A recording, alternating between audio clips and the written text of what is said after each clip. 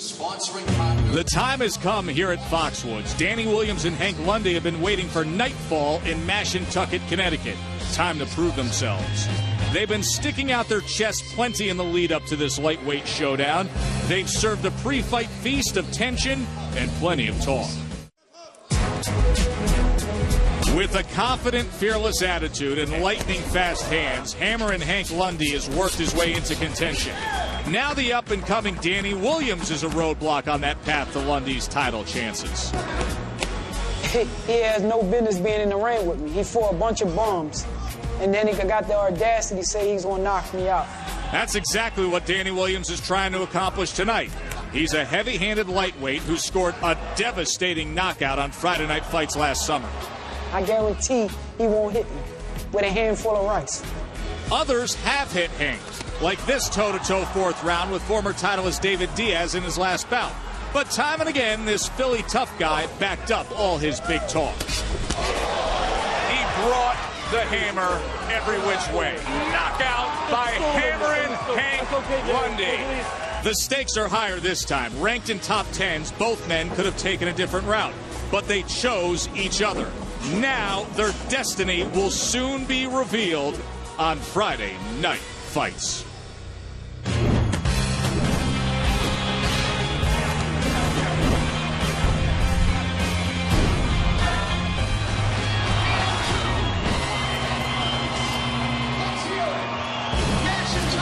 From the MGM Grand at Foxwoods Resort Casino in Mashantucket, Connecticut, it's Friday Night Fights presented by Corona Extra. In our main event, best fight we've had on paper so far this year, and we hope it's every bit as good in the ring based on the anticipation that's been building here the past few days. Lightweights who have been on a collision course. Hammerin' Hank Lundy takes on Dannie Williams. And good evening, everybody. I'm Joe Tessitore. Welcome to this week's Friday Night Fights. Jack Lowe is the trainer of Dannie Williams. He once led Kelly Pavlik to a title. Tells us he's confident he can do the same with Dannie Williams. He's also confident that this fight will not go the distance. He thinks Williams is going to get rid of Hank Lundy. He says Lundy is completely overrated. Lundy takes all the talk coming from the Williams camp as a sign that he has already won the mental warfare in this fight. But let's talk about the actual fight. And for that, we bring in our expert analyst, my partner, Teddy Atlas. Who's going to win this fight, Teddy? Well, that's a good question. And that's why I think it's a good fight, because I can't answer that question immediately. But what I can tell you is that baseball season is right around the corner, and the hitting definitely begins tonight. It is speed versus power. And the power, as we've already said and illustrated, is the power of Williams. And it's going to be up to Lundy to run the bases. But not get careless, because he gets picked off every once in a while. And he has been picked off before on the bases. But there is one advantage that Lundy does have in his dugout. He's been to the playoffs. Yeah, he's fought the better opposition. He's been in there with higher level fighters. That will serve him. We will see if that will help him not get picked off tonight. There's nothing else to say. Play ball or hit away. I like when you cannot make a clear-cut prediction. Means it's going to be a good one. It's been a very busy week in boxing beyond the ring, and we're glad to have our studio host Bernardo Osuna on location with us here at Foxwoods for more on all the happenings, news, and analysis in the sport. Good evening, Bernardo. Good evening, Joe and Teddy. It's a pleasure to be here at Foxwoods Resort as the Friday Night Fight studio show continues its tour of Connecticut casinos. You know, there's a lot of ground to cover this week in boxing, a word that you really can't say without mentioning controversy and legends. And it's a somber occasion here on Friday Night Fights because boxing has lost a great legend. But we will be remembering the life of Hall of Fame writer Bert Sugar, author of over 80 books and editor of Ring Magazine, a character who was larger than life, with his always unlit cigar and his trademark fedora. Beyond that, we'll get Teddy's take on the Kirkland Molina fiasco as once again the Texas Boxing Commission is in the middle of a boxing controversy. And tonight's main event features Dannie Williams, who made the move from the rough streets of St. Louis to Youngstown, Ohio, where Jack Lowe looks to harness his knockout power and put it on display tonight in the main event against Hammerin' Hank Lundy. The fans are excited here at the Foxwoods Resort and Casino because they're expecting a great boxer-puncher matchup as lightweight Hack Lundy, who survived the streets of Philly, and right here on Friday Night Fights came away with the biggest victory of his career, getting off the canvas to beat David Diaz, will put his speed on the line against the knockout power of once-beaten Dannie Williams, who is 9-0 with 7 knockouts since his loss to Eloy Perez in 2009, including a brutal knockout of Antonio Cervantes on Friday Night Fights. He survived the streets, and he survived this. To talk trash is the promoter, trainers, or whoever else want to do it. Stay tuned. Don't go nowhere. Don't even blink. Because if you blink, you might mix Hammer and Hank. You should knock out Dannie Williams. It's hammer time.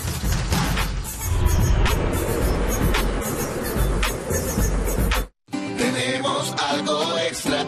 Sabemos que la vida es esta. Todo lo que quieres es bailar y disfrutar hasta el final, hasta que Dios nos dé la dicha de vivir. Improvisas en todas las situaciones. La vida no tiene manual de instrucciones. Happy hours inesperados. Cada brindis nos hace hermanos. Mi casa es tu casa, tu bar, tu casino, donde conocidos terminan siendo amigos. El reloj no decide, la fiesta siempre sigue. Todo lo que quieres es bailar y disfrutar hasta el final, hasta que Dios nos dé la dicha de vivir, de respirar. Tú no quieres aventura más allá de la locura de bailar.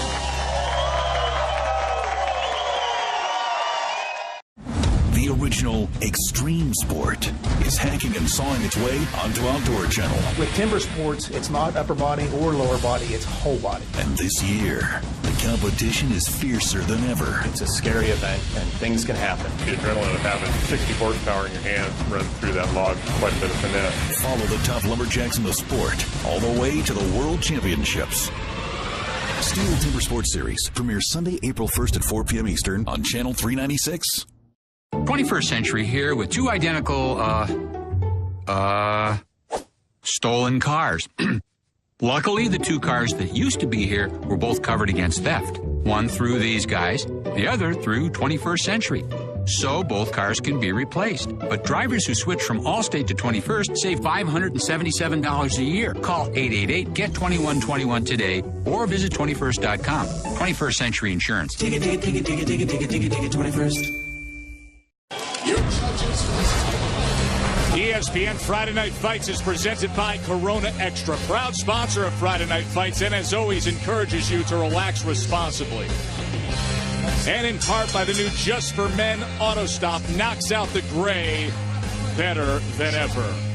We are here in Mashantucket, Connecticut, the MGM Theater at Foxwoods, dynamic facility. Many times through the years, we've been down at the old Fox Theater. This is a little wider, a little bigger around the ring area, and we get things started with a local favorite, Elvin Ayala, taking on Eric Mitchell.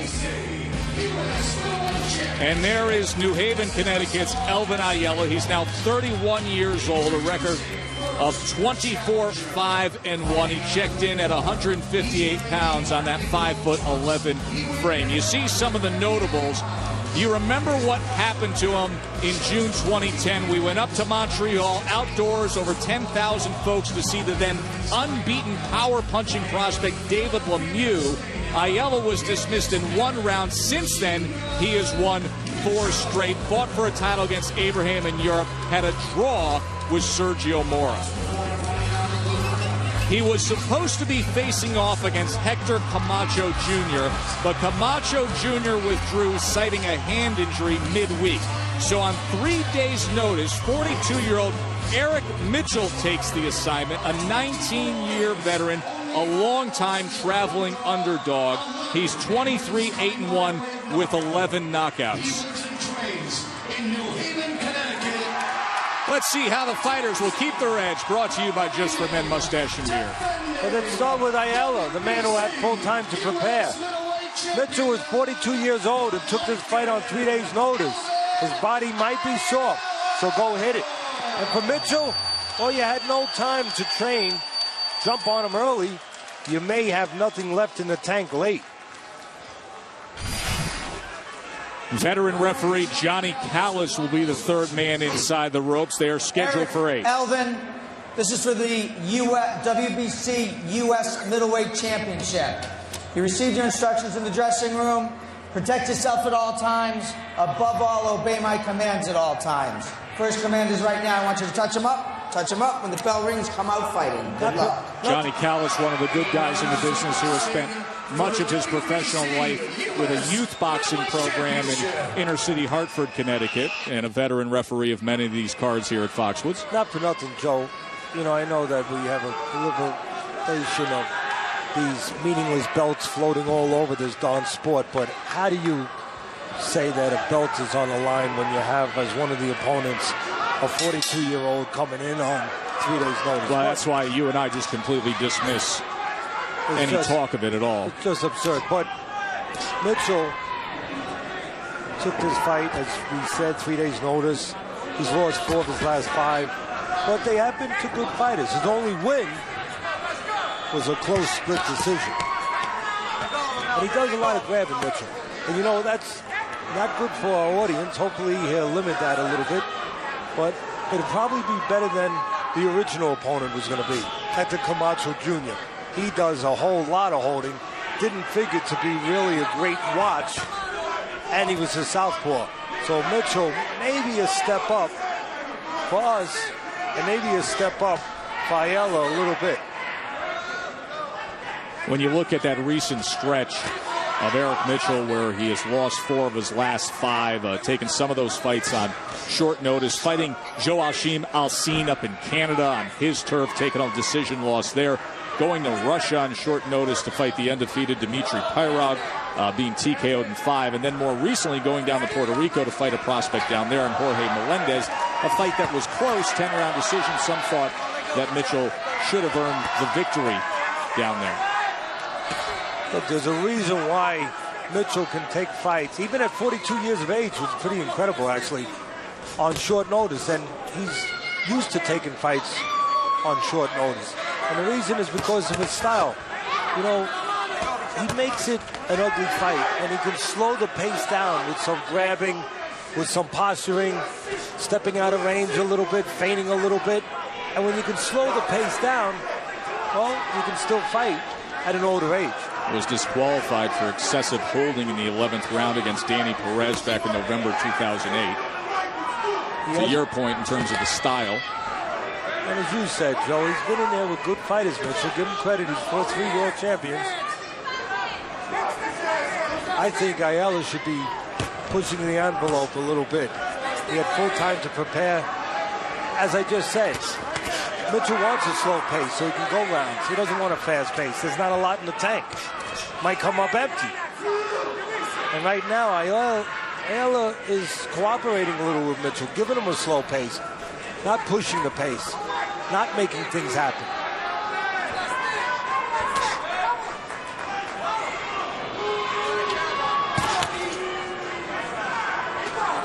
Ayala did fight on Friday Night Fights in a swing bout that made air among those in the 4-bout win streak since the Lemieux fight. Hard to get the thought of that Lemieux fight out of our heads, though, when he went up to Montreal and was TKO'd in 1.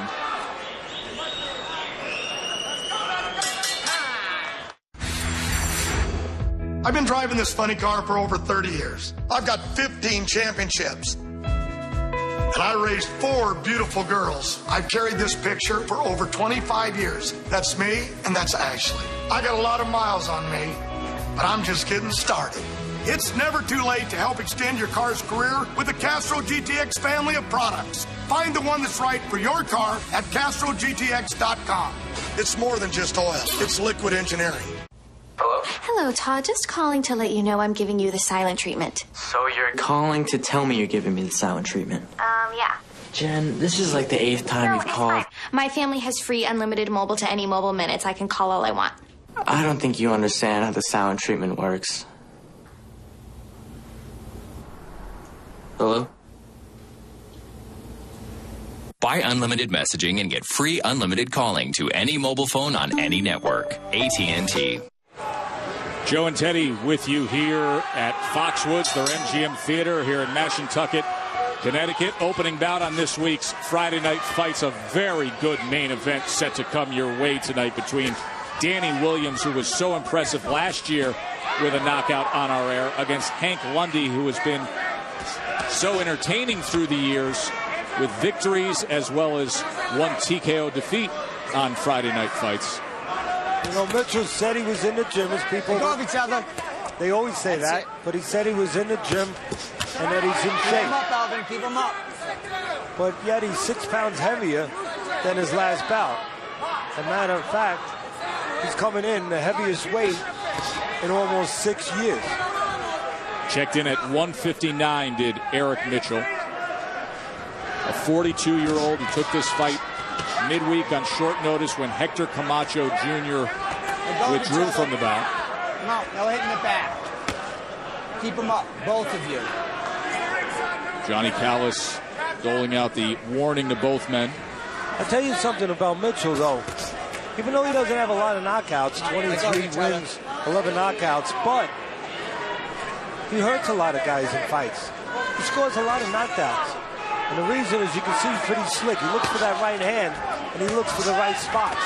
And when he catches you, sometimes he can catch you when you don't expect it, when you don't see it. That left hand break, don't punch. Came in a little low that time. Callis gave him another warning, so we will watch for that.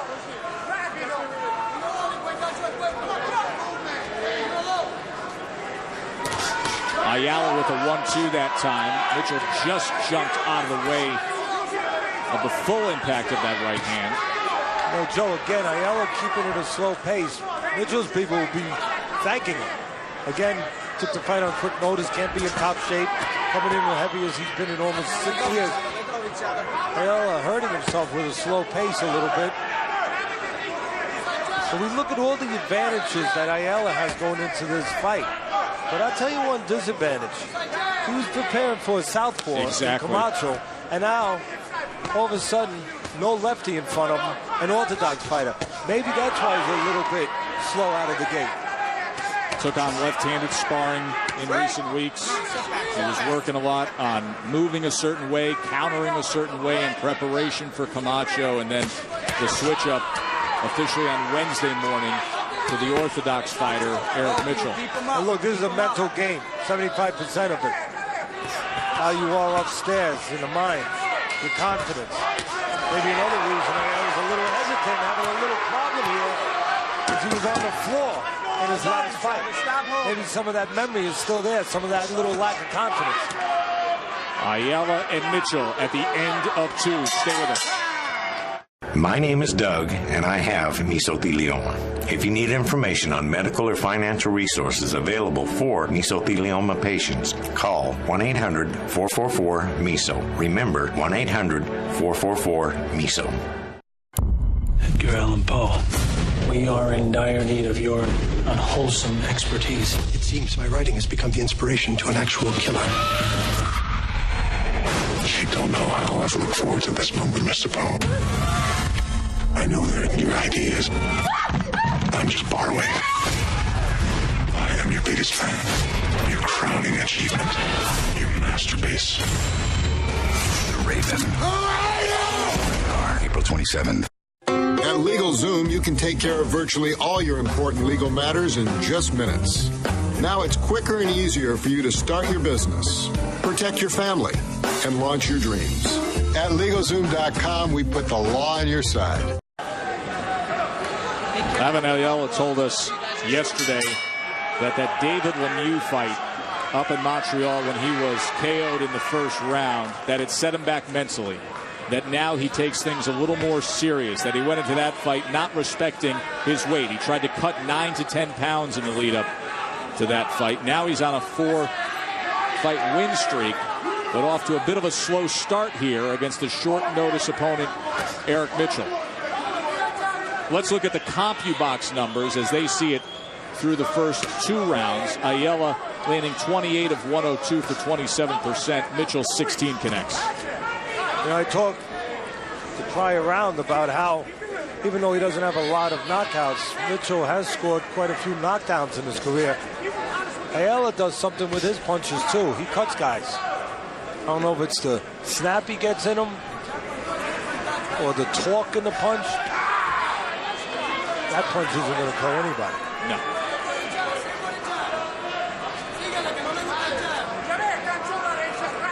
Mitchell, as we said, came in heavy on short notice. Ayala, the opposite.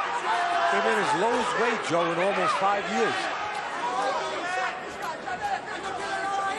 But he's not using that conditioning right now, not moving his hands. Looks like Ayala's trying to set up Mitchell with one shot. That's a problem. That's a mistake. He should be using that jab, controlling the pace. Let the jab make things happen. Not seeing much of it here. No, it looks to me like Ayala looking for that one shot. Every once in a while, he tilts his head down like he's going to go to the body.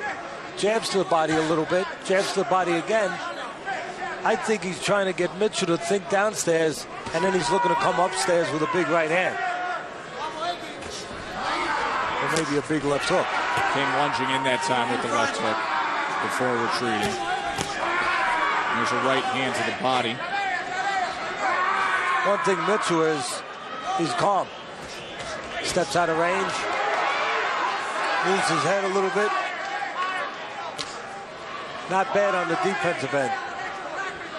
But it's easy to be a defensive whiz. You could be Pernell Whittaker there when your opponent's not throwing any. Right now, Ayala not throwing a lot.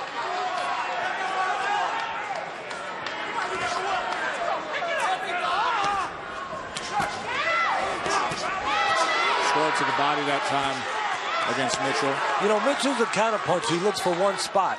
And at his age, he can't look for too many spots. But he's not taking advantage. Someone in the corner better tell him the spots. Ayala jumps in every once in a while. That could be an opportunity for Mitchell. Don't punch, step back, time. We are not doing it. You've done racy GoDaddy commercials before. Yeah, but this is over the top. Thank you. We're here to promote GoDaddy, not be a part of some crazy stunt. Well, we're contractually obligated.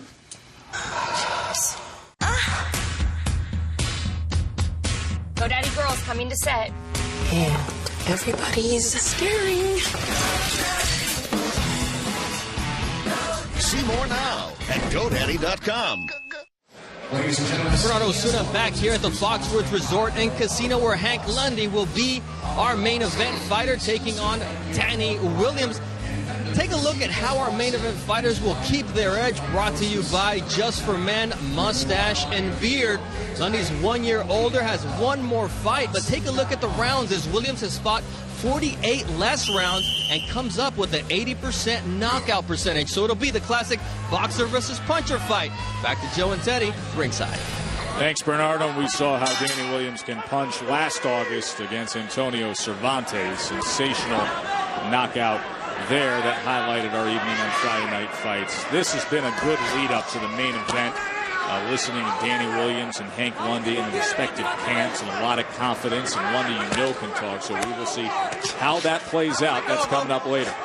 There is one thing that still has to be seen, and it speaks a little bit to Lundy, little credibility to some of the things that he's been putting out there pre-fight.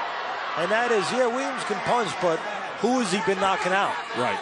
You know, he hasn't proven that he can knock out a higher level fighter. And that's something that still has to be proven by anybody, whether you can bang or not, that you can be effective with better fighters. You can land clean, deliver that power that you have, but again, do it with guys that know what they're doing. He's going to get a chance to prove that tonight. Another reason why I think Ayala should push this fight more. Obviously, he's 11 years younger. He had full time to prepare. You know, make it more of a physical fight. 42-year-old doesn't want a physical fight. But another reason why I think that Ayala should push it, well, he's the bigger guy. Mitchell, smaller. Most of the career for Mitchell between welterweight and junior middle. Last fight was 153, while Ayala's career has been basically between middleweight and super middleweight. You can't be the bigger guy if you don't get close to your man. See a little of the slickness there. Mitchell, you know, he'll throw a little bit, then he'll drop in, he'll smother you a little bit like Molina did with Kirkland last week. You know, he knew he was out physical, so he found a way.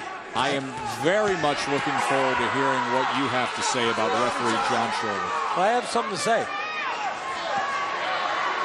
Big controversy from last weekend in boxing. Referee John Shorley, who disqualified Carlos Molina against James Kirkland. A lot of outrage came from that.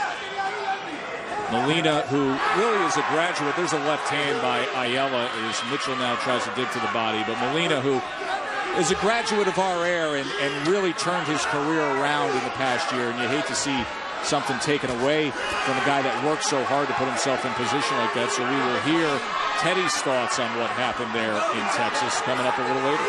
And right now, Mitchell being allowed to gain some confidence and do some work. Ayala and Mitchell coming to the halfway mark of our co-feature. This sure is a crazy way to draw attention to .co domain names from GoDaddy. Who won't notice a hot model in body paint? True. She stands out like a hot new .co. They definitely get you noticed. That's why smart businesses go with .cos from GoDaddy. Done. Wow. She looks great. But you know what would be even hotter? If we painted you. See a lot more now at GoDaddy.co. I'm so confident that you own a victory after riding one, I'll give you $100 if you buy something else. You think I'm kidding? Get on down to your local dealer. Take the Victory Test Drive Challenge today. Well, get your helmet, sweet lips. Okay, who gets occasional constipation, diarrhea, gas, or bloating? Get ahead of it. One Phillips Colon Health Probiotic Cap a day helps defend against digestive issues with 3 strains of good bacteria. Hit me! Live the regular life. Phillips. Joe and Teddy with you here at Foxwoods in Mashantucket, Connecticut. Eric Mitchell, Elvin Ayala. Last round was the most competitive we've seen. Round number 5 now. Let's look at Teddy's scorecard as it stands here. Ayala 39-37 against the 42-year-old Mitchell, who took the fight on short notice. Looked to me like Mitchell was gaining a little confidence at the end of that last round. Last 30 seconds, he came on a bit. There's a right hand to the body by Elvin Ayala. Confidence gained by Mitchell. He just punched on the brake, did Mitchell. Well, Mitchell has been penalized for fouls before. He's no stranger to a referee taking points away from him. He was DQ'd for excessive holding in recent years. Yeah, he was DQ'd for that. He's had points taken away for a couple things.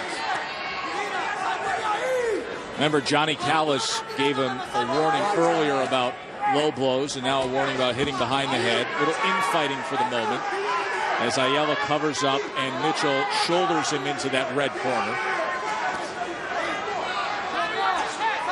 I'll tell you another reason why Mitchell's able to still be a little viable at 42. Good right hand by Ayala. A little bit of blood coming from the nose of Mitchell. Another reason why a lot of people ask, 42 years, he's still able to do this for a living, but you know, you think 42, you think he's been active all the way through. And you start to say, well, gee, how come he's not worn out? Well, he hasn't been active. I can't think, Joe, of another fight I've seen that has the amount of gaps in his career that Mitchell has had. The most recent, you go back 2 fights, and he was off 1 year and 8 months. Then, throughout his career, they just pile up. Right. 2 years and 3 months, 1 year and 7 months, 1 year and 1 month, 1 year and 3 months, 1.5 years. I mean, you're talking about 6 altogether. Mitchell turned pro all the way back in 1993. I mean, 6 gaps in his career. I haven't had that many vacations. That's a fact. In the last 20 years. And that's why he's still a little spritey in there. And I guess a little young. Not used up. Plenty of rest in between. Now there's the grabbing, you see, and there's a little pushing off. Now it takes two to tango, it takes two to get grabbed. So Mitchell's going to look to fall in, smother a little bit, grab in spots. It's up to Ayala not to allow that to happen. Do that. Take a step out, then a step in. Mitchell complaining of a low blow that time, but it was the right hand of Ayala that really got his attention when he was off balance. Keep it clean, both of you.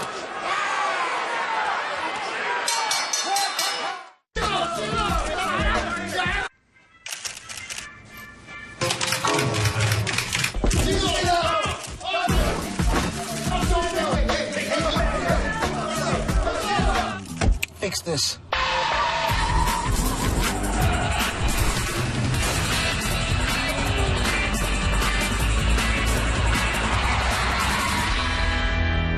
Well done, Randall. This is it. This is important for all of us in here. Forward to seeing Dannie Williams in our main event. He has 17 knockouts and 21 wins. You see Jack Lowe's trainer taping him up. He'll be facing Hank Lundy in the main event. Let's take you back to last August on Friday Night Fights against Antonio Cervantes, Teddy, when the right hand finished the night. Yeah, it was the timing, not just the right hand, but he timed it. He saw that that left hand was left out there a little too long, and he timed it right over it. When you time it like that, your opponent doesn't see the punch, and you have a great effect on him. So Williams and Lundy set to come your way in our main event. We will also have a feature story on Dannie Williams prior to that about what he has overcome in life. This is a young man who served time in 2006, turned his life around thanks to boxing, left St. Louis, moved to Youngstown, Ohio, where he hooked up with Jack Lowe. Jack Lowe, of course, who led Kelly Pavlik to a world title. Pavlik making a comeback fight this weekend. Round 6 here of our 8-round co-feature. Got a little interesting but chippy there between Mitchell and Ayala at the end of the last round. Clash of heads that time as Mitchell came forward.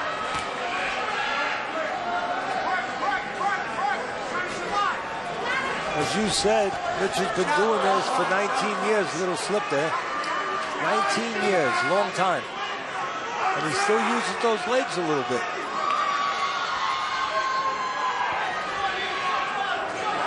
Using his legs here after the last 3 minutes when he was smothering Ayala. And there is a cut now on Elvin Ayala. And that was from that clash of heads earlier in this round. It is underneath the right eye.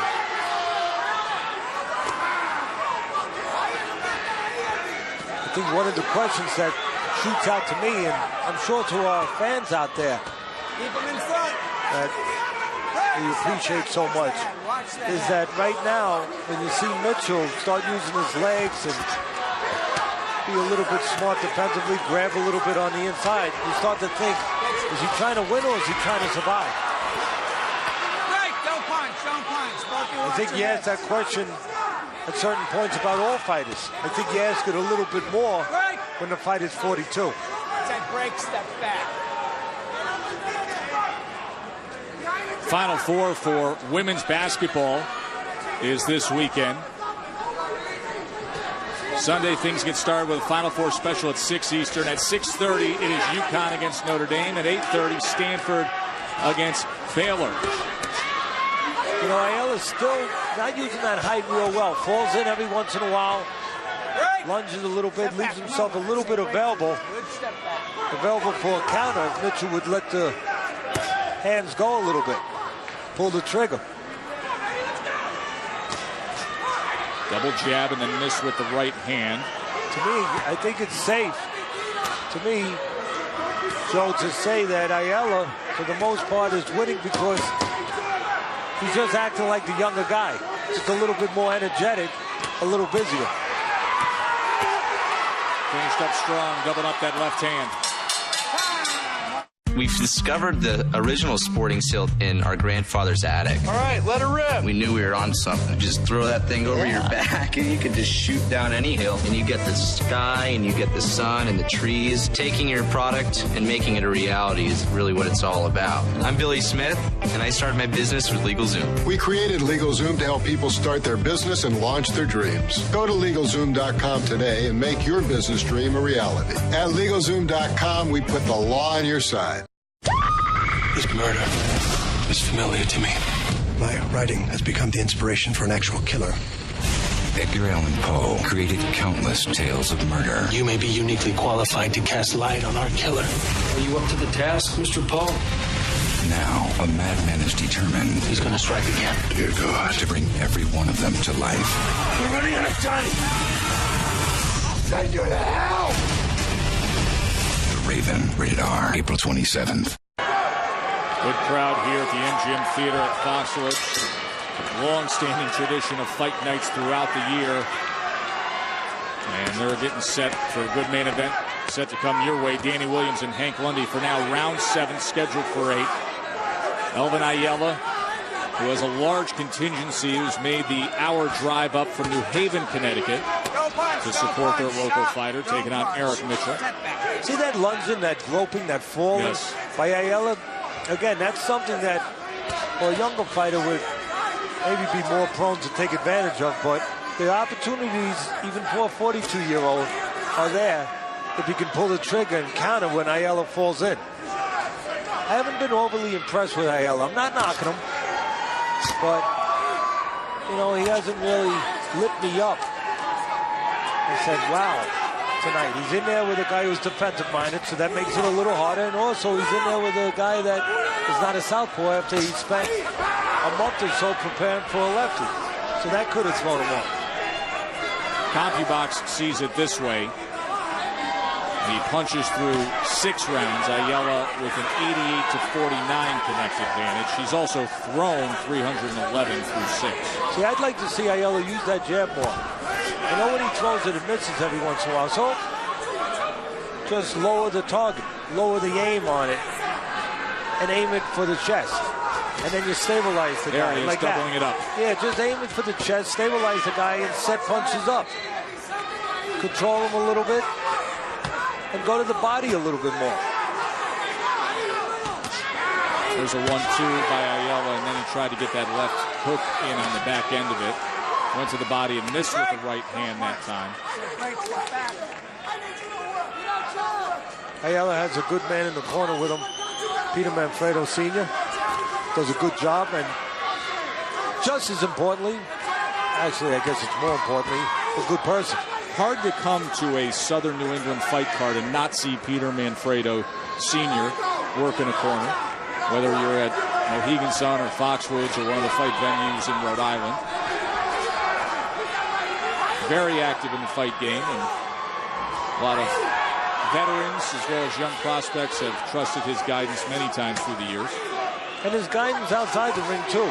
And that's why I touched on it. He's a good human being, and he gives the proper advice of how to conduct yourself as a man inside and outside. Solid right hand by Ayala moments ago.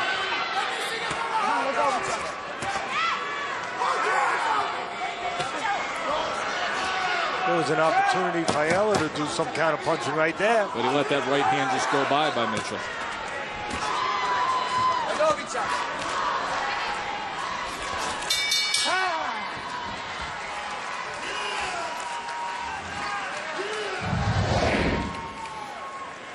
Hammer and Hank Lundy. Looks pretty serious. He's not talking, which is a minor miracle. As we take a closer look at Hank Lundy, who has matured through the years, but he's hardly quieted down. He's got that pre-fight bark, not as notable as his in-fight bite. Hank himself was taken to a... away from me and I'm going to drown you. I'm going to take you into deep waters and I'm going to drown you. Well, he's been to the deep waters. It was his only loss. Controlled the action throughout, but could not stay afloat against the sturdy John Molina. Not the only time his chin has been tested on Friday night fights, but he takes a lot of pride in where he comes from and who he is. He is a Philly fighter. 3 straight wins have proven that he was forged from the same place that other proven veterans have come from. So that is coming up in our main event as Hammer and Hank Lundy faces off against Dannie Williams. 8th and final round now between Eric Mitchell and Connecticut's own Elvin Ayala.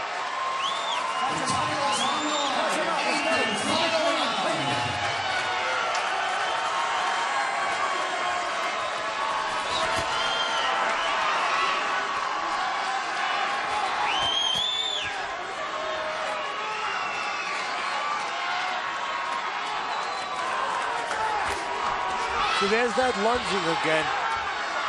Ayala reaching in, getting out of position, letting his legs fall forward, not holding his position. See how Teddy has it here as we start this final round. 69-64, comfortable lead for Elvin Ayala. You know, I'm sure Peter Manfredo's going to jump on him in the gym when he gets him back to the gym, Ayala that is, and correct some of those things. Because although Ayala not paying a price for it tonight with Mitchell, there will be a price to be paid down the road if he continues reaching in and leaving those kind of opportunities for somebody else. Lead right hand and backed it up with a short left on the inside, and then it's Mitchell who ties up. And you know what he did there, Joe? He did a great, referee wants to keep controlling. He did a great job of walking Mitchell down. He didn't reach in that time. He walked down, he didn't throw the punch too soon, didn't let his upper body get ahead of him. He got his feet in position, and then the punches were there. That time he did not do that. No, he reached that time. Let the punches go too soon. You got to get the lower part of your body there with the punches. Don't let the punches get ahead of the lower part of your body. A lot of people get excited, they get anxious. How can you blame them? They're in the ring, that's a tough place to be. And they start to let those punches go first before they're in position. Get in position first. Let the punch go. See, he's doing it now. He's taking those little walks. I like what I see Ayala doing now. Stepping to him a little bit, taking those little steps, and then let the punch go. Like that. He got to the inside well that time and landed a solid left hand. Sometimes all you have to do is tell your fighter, step small. Step small, son. Take those little steps and be in position. Mitchell, meantime, off balance, but he is coming forward. He ate a left uppercut that time. Final 30 seconds. Yeah, he's winging him now, Mitchell. He knows there's not much time left, so he doesn't care if there's nothing left in the tank. Let it go all out. But while he's winging him, where there's space, there's opportunity. Where there's a wide punch, chance for Ayala maybe in the next 15 seconds to punch inside one of those wide shots.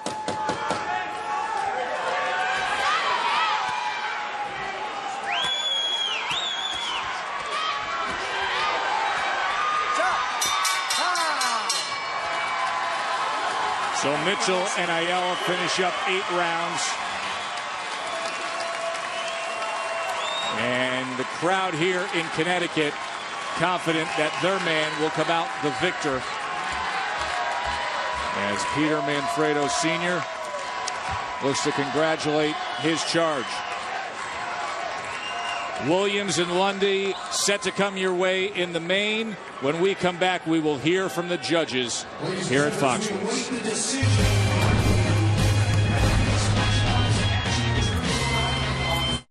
This is opening night on baseball's biggest stage, where last year becomes history,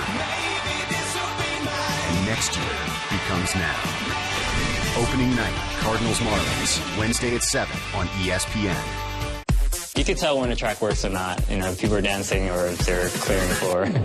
Whether you're a rock star, people feeling good about themselves is what I strive for. Allie was great. She cut exactly what I wanted. We rock the cut. Yeah.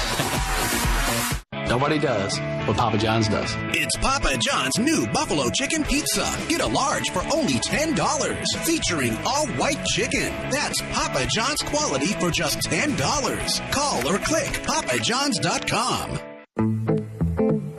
What if an an entire car insurance company was thought up and built and run to save people money? What if that company was born online, with tools and apps to make people feel like geniuses? And what if that company was now backed by the stability and reliability of Allstate? Well, what if that company was Esurance and this wasn't just a bunch of hypothetical questions? Could be coolish. Esurance. Insurance for the modern world. Click or call. Edgar Allan Poe, we are in dire need of your unwholesome expertise. It seems my writing has become the inspiration to an actual killer. You don't know how I've looked forward to this moment, Mr. Poe. I know that your ideas, I'm just borrowing. I am your biggest fan, your crowning achievement, your masterpiece. The Raven. April 27th. What's going on here? Your friends have invited me here to talk about your sharing. Go ahead, Amber. The picture at American Fish, that was fun. The views from the Mandarin Oriental, they're amazing. But that photo of me at Chateau? Really? My mom saw that. Mike, what happens here stays here. Report friends and learn more at visitlasvegas.com. We're going to love you through this, Mike. If you think Tylenol is the pain reliever orthopedic doctors recommend most for arthritis pain, think again and take a leave. It's the one doctors recommend most for arthritis pain. 2 pills can last all day. We picked a great seafood place. It's a tad bit pricey. And hopefully we caught the chef on a good night. Golden Corral's pan-seared seafood and more. Delicious tilapia, shrimp scampi, sirloin, beef tips, and more. All on our endless dinner buffet, still for one low price, only at Golden Corral. ESPN Friday Night Fights is brought to you by Las Vegas, where real fans know where to catch the games. Head to visitlasvegas.com today. Beautiful night here in southern New England, Mashantucket, Connecticut, the MGM Theater at Foxwoods. And just down the road is New Haven, where Elvin Ayala lives and trains, and likely will be celebrating with friends and family because Teddy has it 79-73 over the short notice opponent, Eric Mitchell. Let's hear how the judges have it. And for that, we send it up to the ring to Bill Carpenter. Ladies and gentlemen, after completing 8 hard-fought rounds of boxing, we go to the judges' scorecards for your official decision. Judges Robert Paolino and Don Trella both score the bout 79-73. Judge Glenn Feldman has it 78-74. All 3 judges scoring for your winner by unanimous decision. And still, WBC U.S. middleweight champion, the Lycan Elvin Ayala. So Elvin Ayala has now won 5 straight since that loss to David Lemieux up in Montreal. 25th win of his career. Dannie Williams and Hank Lundy will be coming your way in our main event. For now, glad to have him here at Foxwoods. Here's Bernardo. Thank you very much, Joe. It's a pleasure to be here, and it's apropos that it's the young man who takes on the veteran and comes away with the victory. As we move on to something that's very important in boxing, when you think boxing, it's all about generations and word of mouth. My love for boxing was born watching it alongside my grandfather and him telling me stories about Raul Raton Macias, and then with my father watching Ruben Olivares, Sal Sanchez, and now it's my turn to be a part of that legacy. But a man who was a master at it passed away this week. Burt Randolph Sugar, our connection to the great Jack Dempsey, to Muhammad Ali, to those great eras, passed away after a long bout with lung cancer. He passed away from heart failure. He was a storyteller. He was a great author of over 80 books. But more than anything, he was the face of boxing for generations. The man with the fedora and the unlit cigar, which were his trademark. He will be missed. And that's why, as one of the greatest storytellers, it's appropriate that our own Jeremy Schaap take a look back at the life of Burt Randolph Sugar.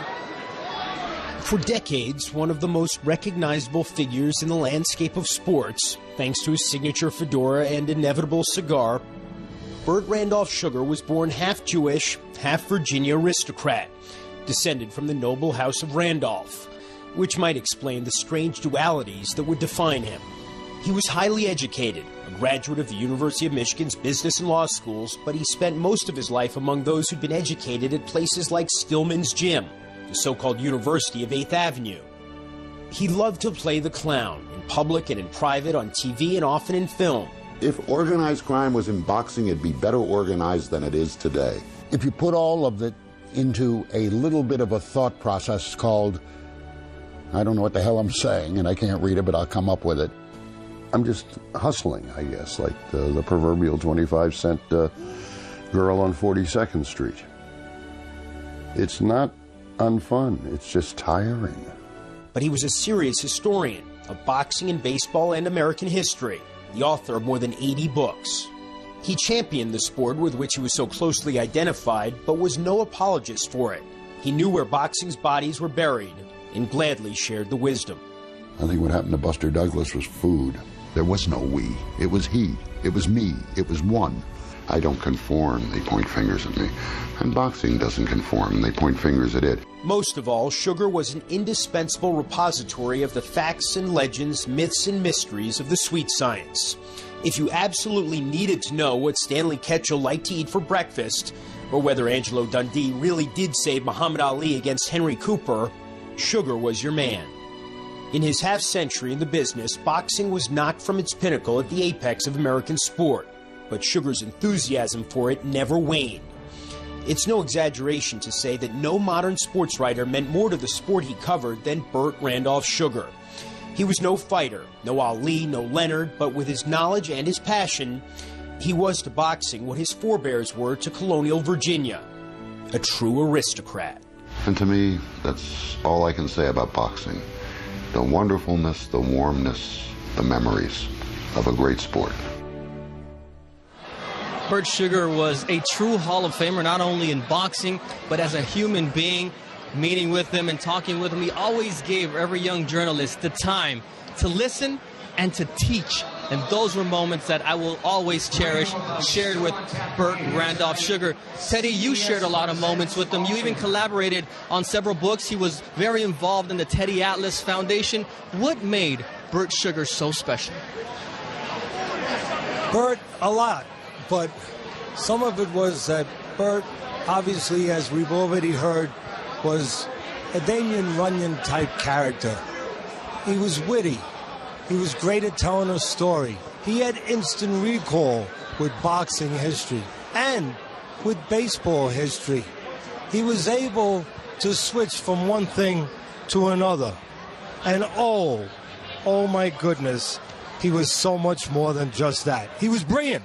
He was a law school graduate, former editor of Ring Magazine, writer of over 80 books, boxing and baseball.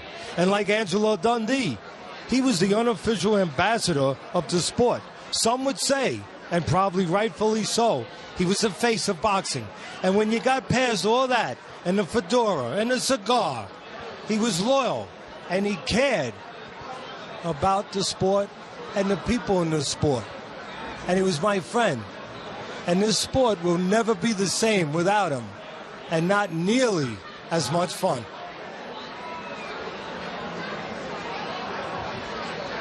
Ladies and gentlemen, at this time, could we ask everyone in the theater to please rise for a moment of silence? Tonight, the boxing world mourns the loss of a dear friend, Burt Sugar, a member of the International Boxing Hall of Fame, and perhaps best known for his trademark fedora and cigar. Burt Sugar chronicled the sweet science for the past half-century as a writer, editor, and commentator, as only he could. As we observe a moment of silence, we ask our timekeeper for a 10 count in memory of the late, great Burt Sugar.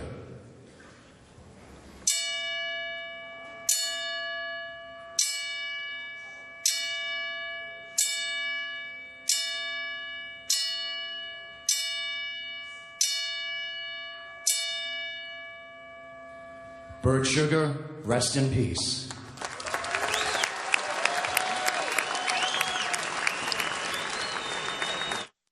Today, with the swipe of a comb, the last gray-haired man on Earth disappeared. This is how the grey era met its end. Just for Men Auto Stop. It's a breakthrough. No mix, no mess. It just combs in. And the formula shuts off at just the right color for the perfect look every time. It's foolproof. New, Just for Men Auto Stop. Grey is over. Yay! This is Coach Parker, whose nonstop day starts with back pain and a choice. Take Hadvil now and maybe up to 4 in a day. Or choose a leave and 2 pills for a day free of pain. Way to go, Coach. You have a pride in the way you step out in public, especially when you have a good haircut. Diana was amazing, and she knows how to do my sideburns right here. You're gonna leave looking like a rock star. She rocked my cut. Supercuts. Pizza Hut's $10 any deal is back, so you don't have to settle for less than the pizza you want. For just $10, carry out any pizza in any size with any of our mouth-watering toppings piled high on our world-famous pan, thin and crispy, or hand-tossed crusts. Try a hand-tossed Supreme, a thin and crispy Veggie Lovers, or maybe a pan Meat Lovers for just $10 each when you carry out. But hurry, offer ends soon. Great-tasting pizzas don't happen when you settle for good. I know it's early, but LA is looking pretty good. They're hot. They're hotter than hot. They're on fire. It's too bad we got them when they're hot. It's a little too soon for me to get all hot and bothered about this. That's gross. Hear every story from every angle at ESPNradio.com. Wow. For what we pay each week at the laundromat, We can own them. no more waiting for a machine. No more quarters. No more stranger length. Ew. Get to Rent-A-Center's Appliance event and save on washer and dryer sets and refrigerators starting at just $14.99 a week. You can tell when a track works or not. You know, if people are dancing or if they're clearing the floor. Whether you're a rock star, people feeling good about themselves is what I strive for. Allie was great. She cut exactly what I wanted. We rock the cut. Yeah. This is opening night on baseball's biggest stage, where last year becomes history, and next year becomes now. Opening night, Cardinals Marlins, Wednesday at 7 on ESPN.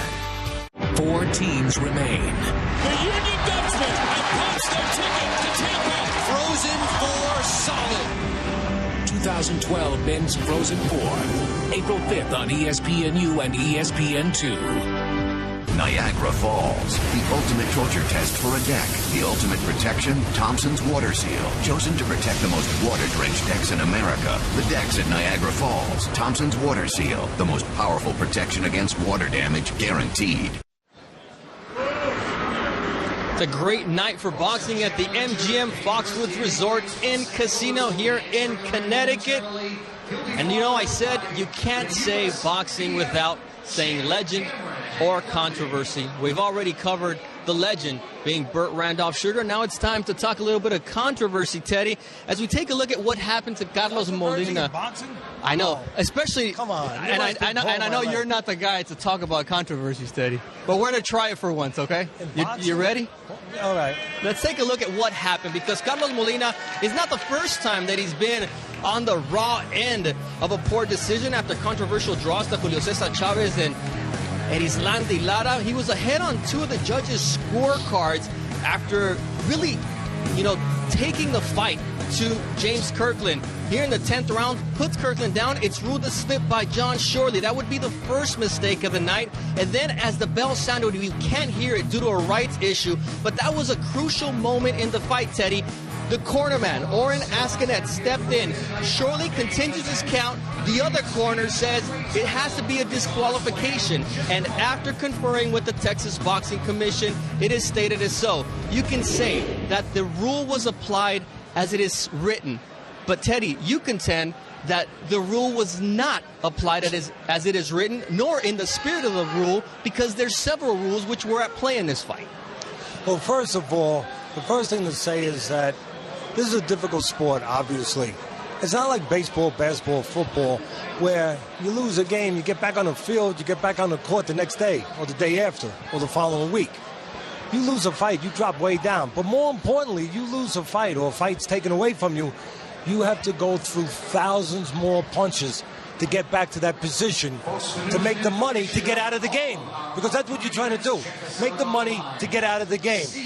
Molina did what you're supposed to do in that ring. He had a physical guy, a bigger, stronger guy in front of him. He found a way. That's what's great about boxing. No matter where you come from, no matter who your parents are, no matter whether you're rich or poor, what your resources have been before that moment, if you're prepared, if you're determined, you can get in that ring and even the playing field. And Molina found a way to even the playing field. He grabbed, he punched, he slipped, he slid, he weaved. He found a way to be winning that fight. And he deserved better than having it taken away from him. Let's look at the rules. The rules of Texas first. The rule of Texas, pretty clear. When a round ends before a contestant been knocked down rises, the bell shall not ring and the count shall continue. If the contestant rises before the count of 10, the bell shall ring, ending the round. What counts in this rule basically is once Molina got up, and he did get up at the count of 4, the counting should have stopped. The round was over. Now, let's be fair. We're not sure which rules apply in boxing. There's a lot of rules, but not always good administration of rules, but plenty of rules. The rule that was supposed to be really dictating and running this fight, they say, was the Association of Boxing Commission rules, the ABC rules. And there you can see with those rules, in all fairness, then the referee, if you go by that, he's correct in continuing the count and then making sure that the round was not over, even though he got up. He continued the count. But the problem with that, and the mistake there with the commission in Texas, is that the corner man, when he got up, he was allowed to get up. There's an inspector in the corner of all the fighters, in this case, Molina. Those inspectors are there for a couple reasons. The most important reason, to make sure the corner man does not go up into the round. They allowed him to go up into the round. So why should Molina and his people be penalized, not for their mistake, but for the mistake of the commission? First, if it was the Texas rule, then they were completely wrong. But the ABC rules, okay, I'll go along with that. ABC rules were in jurisdiction. They were in play. But again, you were supposed to make sure your inspector did not allow that cornerman to go up. He made a mistake. He allowed the cornerman to go up. The cornerman reacted like a cornerman. He heard a bell. It's up to the inspector. Again, that's why he's there. To say, no, sir, you got to stay down. And he would have stayed down. So again, why should Molina and his people have this fight ripped away from him when he put himself in position, did nothing wrong, did everything right, in position to win the fight? But if that's not enough, well, there's other things. That round, really, something was missed. Nobody has talked about this, and I wanted us to talk about it.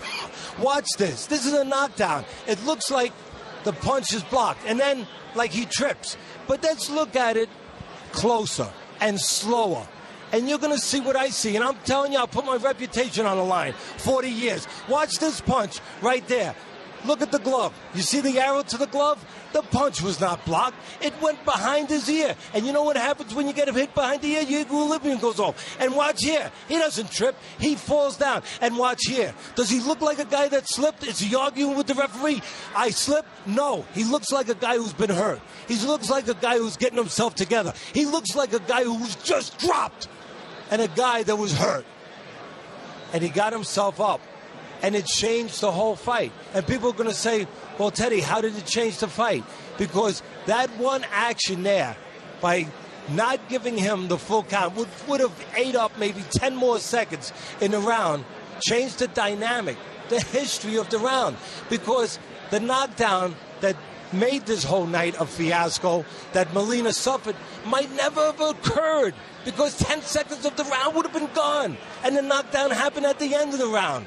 The whole round would have been different if that was scored a knockdown. And it should have been scored a knockdown. And I'm just tired of boxing messing it up. Of the administrators. The sport is still beautiful. The fighters are still noble. But the administrators are not.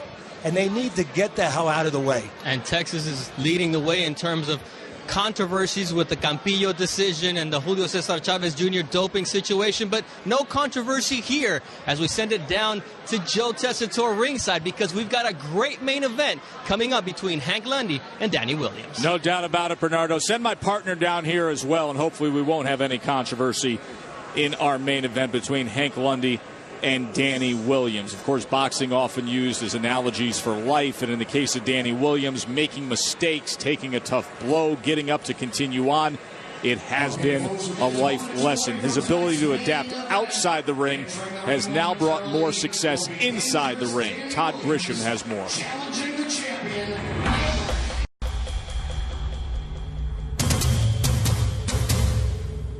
Going to the penitentiary changed my life. You gotta sit there and just think. You gotta sit and think about what you want to do with yourself. I don't want to come back here. I can't come back here. I gotta change. Raised in the projects of St. Louis, Missouri, Dannie Williams began boxing at age 13. By age 19, he was the 2004 National Golden Gloves champion. I wasn't with Dannie in the amateurs, but I knew of him and I seen him fight. Dannie was very undisciplined. Don't get me wrong, Dannie, won numerous national titles because, that's how good he was. With a promising future in boxing, Williams turned pro in June of 2005. 6 months later, he was in jail, serving 2.5 years on weapons charges. Could have had a lot of fights. I was 3-0 before I went in. So I could have had about 10 to 15 fights, It cost me. Dannie's like a cat. Dannie's living on one of those 9 lives things, and then he's running out. He's been shot in the leg, he's been in jail. He's, numerous things could have or should have ended his career, if not his life.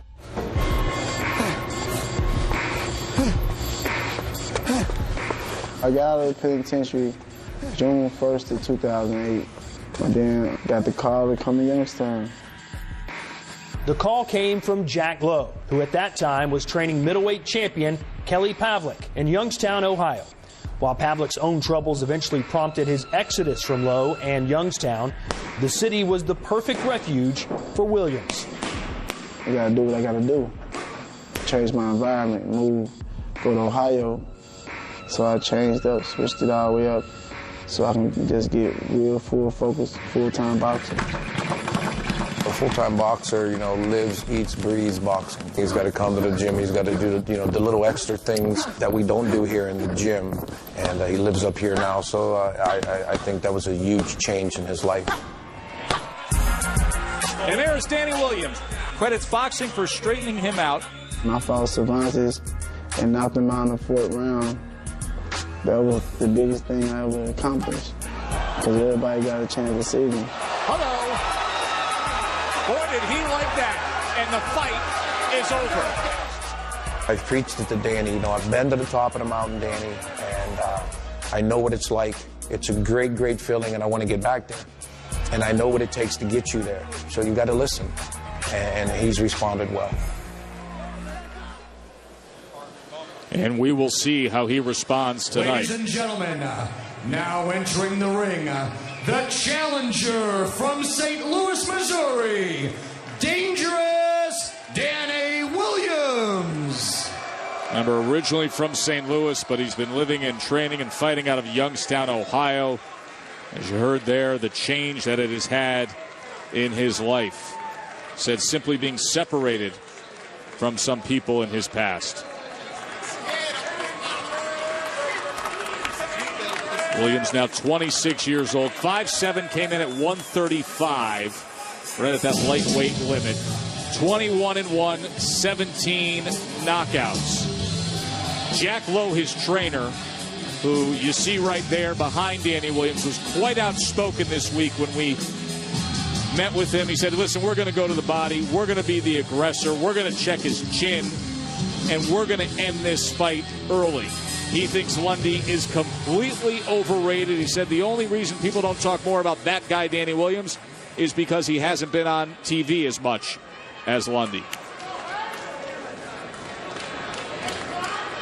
Ladies and gentlemen, now making his way to the ring, the NABF lightweight champion from Philadelphia, Pennsylvania. Let's hear it for the champ, hammering Hank Lundy.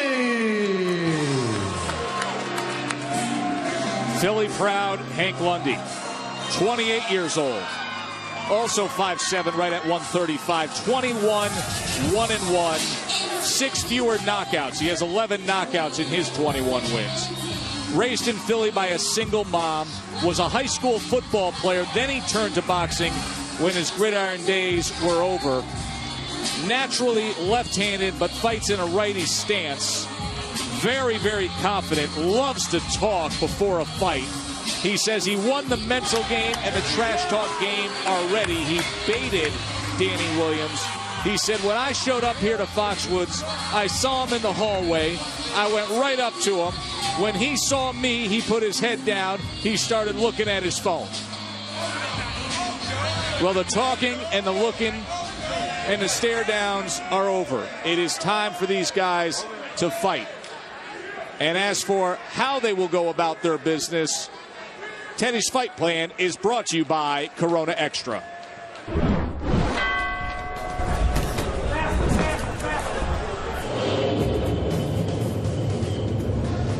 The Rainmaker, he shoots an arrow into the sky and he brings forth thunder and lightning and punches. Let's find out right now who's going to be rained on and exactly how. I'm going to be Lundy. Now, Lundy, if he's smart, he should use his legs to dart in between those drops, not to get wet. That guy can get you wet. Williams is a puncher. Now, I notice Williams, when you come up, he loves to jump in with a right hand, left hook, then he goes right back with his head down. So, if you're smart, you're Lundy, put the umbrella on. Draw him in. Cover up a little bit. He jumps in. Bang, bang. Go after him. 2 left hooks, not 1. If you do that, you're Lundy, well, the storm will be over. Skies will clear. The sun will come out. Sunny day. Smile, it's sunny out. All right, now how does Williams make the heavens roar? Oh, against Lundy, who likes to switch a little bit, by the way. You know, he goes southpaw, he goes orthodox, but when he's orthodox, he likes to jump in with that leaping left hook. But he's not stupid about it. He waits till you're not set. He sees you moving your feet, he jumps right in. So if you're Williams, you know what you do? You set him up a little bit. You start to go back and you stop, bang! And that lightning bolt right hand. And you nail him. It'll be a shocking victory. Never stand under trees during lightning storms. Let's get out of here.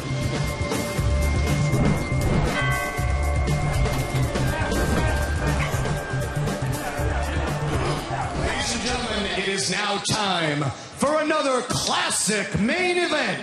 10 rounds of boxing for the NABF Lightweight Championship. This is the Hub Boxing Bout. Introducing first the challenger fighting out of the red corner. He's wearing the red and black trunks with white. He weighed in at the lightweight limit of 135 pounds. His professional record is nearly perfect. 21 wins, just 1 loss, with 17 of those 21 wins coming by way of knockout. Fighting out of St. Louis, Missouri, ladies and gentlemen, Dangerous Dannie Williams. Across the corner, introducing the blue corner, he's wearing the purple trunks with silver. He also tipped the scales at exactly 135 pounds. His impressive professional record stands at 21 wins with just 1 loss and 1 draw, 11 big wins coming by way of knockout. He hails from Philadelphia, Pennsylvania, introducing the reigning, defending NABF lightweight champion, hammering Hank Lundy.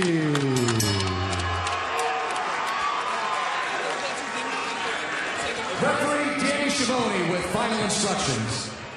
Bring it in, fellas. Let's go. All right, fellas, we went over the rules in the dressing room. I expect you to obey my commands at all times. Keep the bout clean. Touch them up. Go back to corners. Good luck. 91% win percentage on the last 5 opponents for Hank Lundy. Teddy, you spoke to the experience edge. They are scheduled for 10. Hammer and Hank Lundy, Dannie Williams. Now Lundy has different options. He can come at you lefty or righty.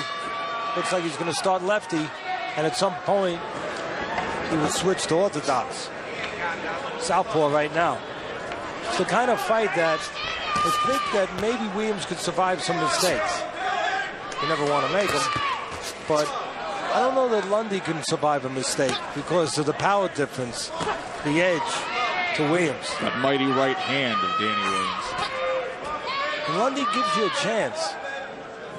No matter how well he boxes, it seems like at some point during the night, he always makes a mistake.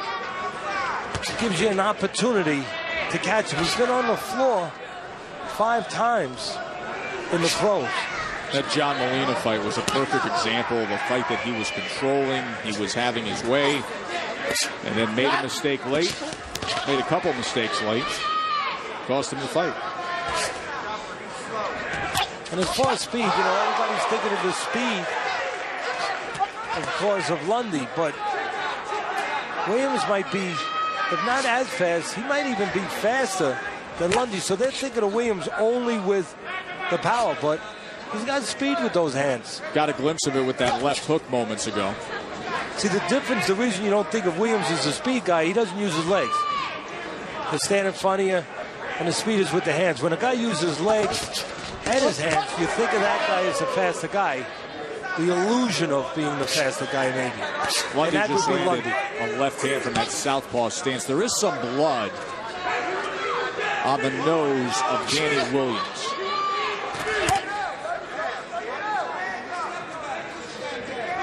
Williams has been carefully managed or handled. And as we said in the lead up to this fight, Lundy has fought the much better competition, and that should serve him. Why? Well, he knows that he can handle a certain level. He's been there. Williams doesn't know that yet. He wants to find that out tonight. And that little doubt, that little reservation of whether or not you belong, it can get larger as the night goes on. It's kind of like a little bit of a rip in your sheet in bed. You know, you have a little rip, and then all of a sudden it gets bigger, bigger, bigger. All of a sudden you got to get rid of the sheet. Well, if that doubt is there, Powell will take that doubt away. And that was a nice counter shot. I guess this is going to do a lot for the confidence of Williams. Hey, let's go. Walk to me. As advertised, make a mistake, Williams can make you pay. The knockdown comes in the final half minute here of round 1. We're going to take a quick break and then come back and show you the replay of that knockdown. This is Lois. The day starts with arthritis pain, a load of new listings, and 2 pills. After a morning of walk-ups, it's back to more pain, back to more pills. The evening showings bring more pain and more pills, sealing the deal when, hang on, her doctor recommended Aleve. It can relieve pain all day with fewer pills than Tylenol. This is Lois, who chose 2 Aleve and fewer pills for a day free of pain. And try Aleve for relief from tough headaches. I got $100 says you won't buy any other bike after riding a Victory. So get your channel surfing butt off of that couch and down to your local dealer and take the Victory Test Ride Challenge. Well, what are you waiting for? Special invitation, sweet lips? Well, the left hook of Williams puts down Lundy. Lundy throws the right hook, doesn't cover, and there's the left hook on the temple, not on the chin. Take another look at it. That left hook doesn't really get turned over, but lands on the temple, the side of the head, drops Lundy. The bad news, Lundy was dropped. The good news, he got up. As has been the case many times in fights that we've been broadcasting. So the knockdown scored in round 1 by Dannie Williams. See, that's the good news about Lundy. The bad news, as we said at the beginning of the round, he always seems to make mistakes. He's been dropped 5 times in his career, now 6. Always seems to give you an opportunity to hurt him. But 4 times he has come off the floor to win. He knows what to do when he's hurt. You know, it's not something that he panics about where he hasn't been there before. He knows that he can be dropped, he can get up, and he can still make the night right. It's important to know that, Joe.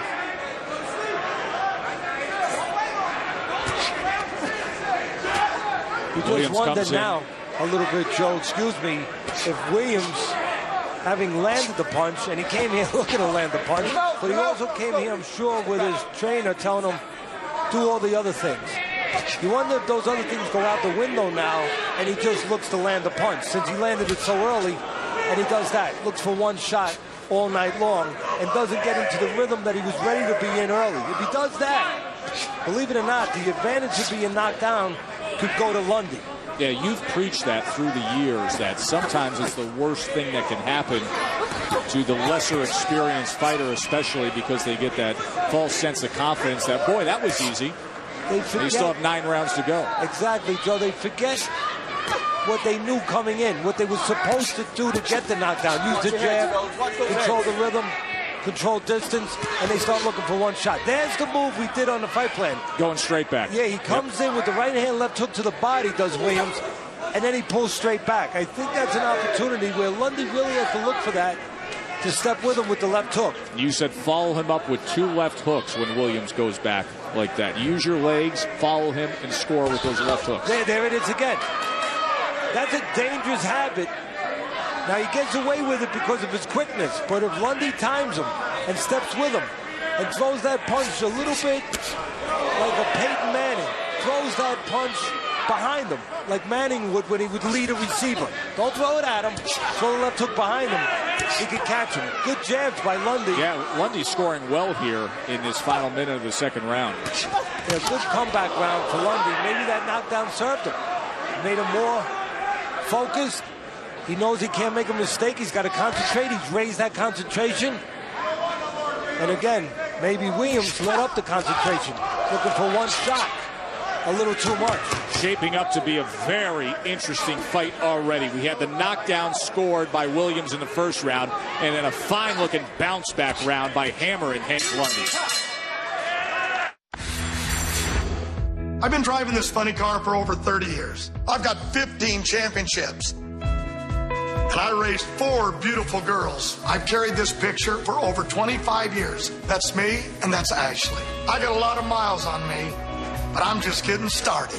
It's never too late to help extend your car's career with the Castro GTX family of products. Find the one that's right for your car at CastroGTX.com. It's more than just oil. It's liquid engineering. Wow. For what we pay each week at the laundromat, We can own them. no more waiting for a machine. No more quarters, no more stranger length. Ew. Get to Rent-A-Center's appliance event and save on washer and dryer sets and refrigerators starting at just $14.99 a week. You can tell when a track works or not. You know, people are dancing or if they're clearing the floor. Whether you're a rock star, people feeling good about themselves is what I strive for. Allie was great. She cuts exactly what I wanted. We rock the cut. Yeah. See the patch on the fronts of Hammer and Hank Lundy honoring Bert Sugar, who passed away this week, a colleague of ours at ESPN, one of the all-time legends of the game, a Hall of Famer enshrined in upstate New York, and he will be dearly missed. Teddy, you did a wonderful job during the studio portion of Friday Night Fights, eulogizing Bert. He was a dear friend to both of us. Yes, he was, and as I said, when we were talking about him, he'll be missed for all of us. Our lives will be a little less interesting. And boxing will miss him. And right now,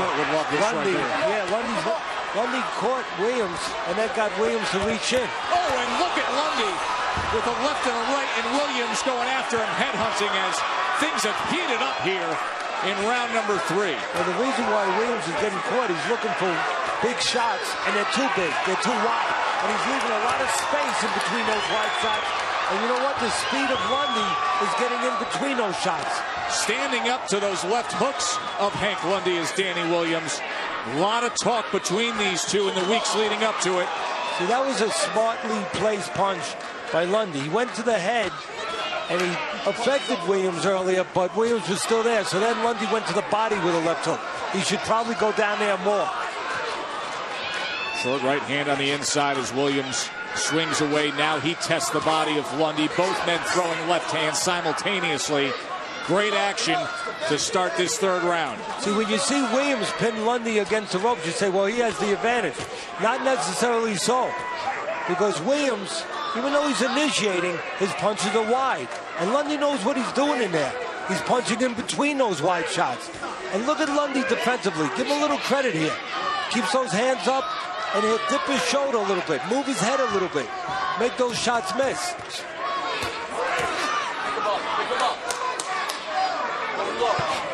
Right now, Lundy looks like the pro. Yep. Williams a little bit like the amateur. Williams throwing a lot of punches. Wide again, Teddy. Throwing a lot of punches, but Lundy really the pro, making his punches count, not wasting anything. But again, as I said right at the beginning of this show, Joe, it's the kind of fight Lundy could be doing great, but he can't make a mistake. Both men have been tagged here in this third round. But you saw Lundy take a step back for a moment. Now he settles back to the inside, landed that uppercut, touching him with a jab. Final 20 seconds, action-packed third round. See, it speaks, Joe. It speaks to what we were saying earlier. You know, Williams can survive mistakes, and he's made a lot of mistakes this round, even some the last round. But Lundy is going to be harder to survive those mistakes. Bigger price to pay for the mistakes of Lundy.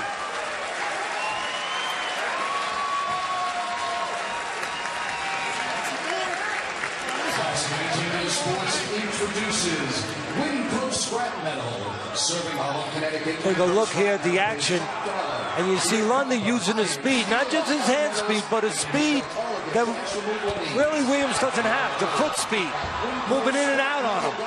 That was the difference there. Now both guys caught each other with the left hook. Everyone thought that was Williams getting caught. Williams also caught Lundy. That could have been a simultaneous knockdown right there. Both left hooks landing. That's where you get a double knockdown. Didn't happen, but that's where it can happen. You saw that little staggered step by Hank Lundy in the final minute of that round. He scored well throughout, but also took some punishment. We had a knockdown in the first round. Williams scored with a left hook to the temple. We had a bounce back round in the second round by Lundy, and then toe-to-toe swinging away in the third. Fun and entertaining main event here at Foxwoods. Let's look at the CompuBox numbers and check out the power punches in round 3. High percentage for Lundy at 56%. Meanwhile, Williams landed 25 of his own. Double jab, right hand to the body by Williams. Now Lundy can get a couple more good rounds in there. Then that question I was talking about that almost got erased in the first round, where Williams starts wondering if he belongs. Maybe that can come to his mind a little bit. Do I belong with a guy? I haven't been in this kind of fight. I heard him, he got up, he's still here. In the past, I heard guys, what happened? They disappeared. Boy, this is what a real pro must be. A guy that doesn't disappear. A guy who comes back and doesn't get affected. And those are the questions that Williams wants to put in, or Lundy wants to put into the head of Williams. And he's putting them in his head right now. He sure is. A little bit. He's got to be careful on the way out, Joe. Because when he goes out with those hands a little low. And Williams is quick. He steps with him. He can catch him. Williams on the attack, but it's Lundy who was scoring there in that opening minute of this fourth round. Mouthpiece came out that time on that exchange, and Dannie Schiavone's going to take the time to tend to it. You know, going to this fight, again, everybody said Lundy was the faster guy. Williams can match him or come close to it with the hand speed. The power difference is Williams. But there's one other dimension that Lundy, and I thought if he won, that would be the dimension that he would really have to depend on. And it was the speed dimension, but not of his hands, of his feet. Lundy has the ability to use quick feet to get in, as he does there, and get out. Or to get out and get in. Williams doesn't have that feature. He can step to you. He can stand in front of you. He can take a little step back. But he doesn't really have the wheels to give angles and give those kind of problems.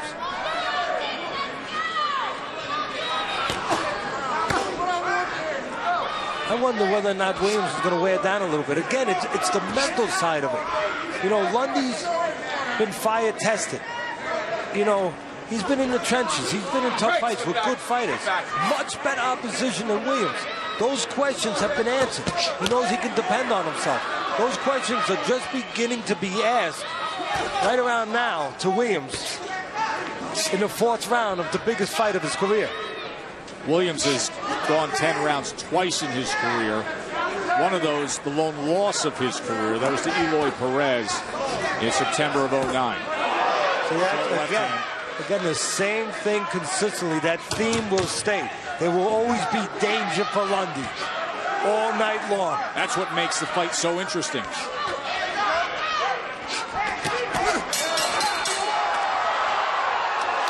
Our fresh pack sauce, to our fresh veggies, to our 100% fresh dough, never frozen. At Papa John's, we believe fresh is better. For a limited time, get any large pizza for just $11. Order now at papajohns.com.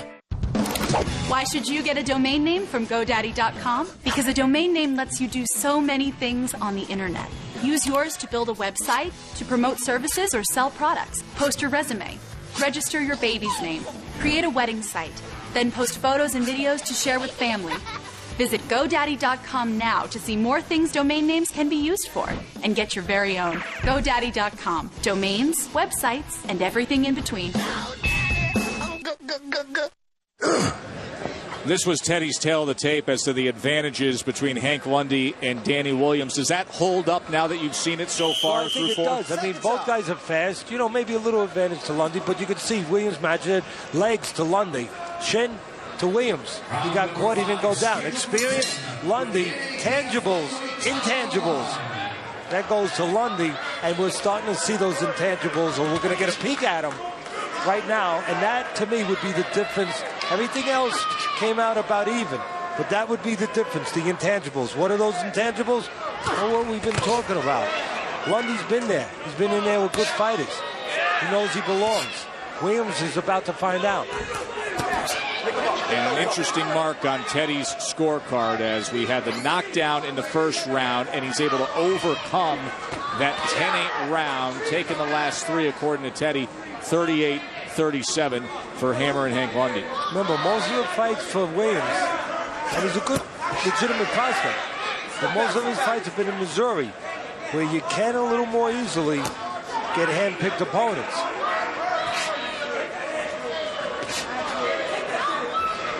Kind of like the teams in the NCAA tournament. You know, you got the end of March Madness coming up. You got the Final Four coming up tomorrow. And how many times do you see the teams that have been tournament tested, battle tested? They're the ones at the end of the day that are still there. The teams that had to play in the Big East, that had to play in those tough conferences all year long. Louisville is a good example. Maybe they beat Kentucky tomorrow, but they're there in the Final Four because they had tough competition. Now, I got to know that right now if you're saying Kentucky's getting upset. You on the record with that? Yeah, they're getting upset. Kentucky's getting upset. Yes, you want me to say it again? We'll check in on that next week. We'll get back to you on that. And again, it's like the NCAA tournament. There's fighters like that to me. You know, Lundy has been tournament tested. Now we're going to see if that equates into a win. And if it does, the advantage is going to show itself in these late rounds.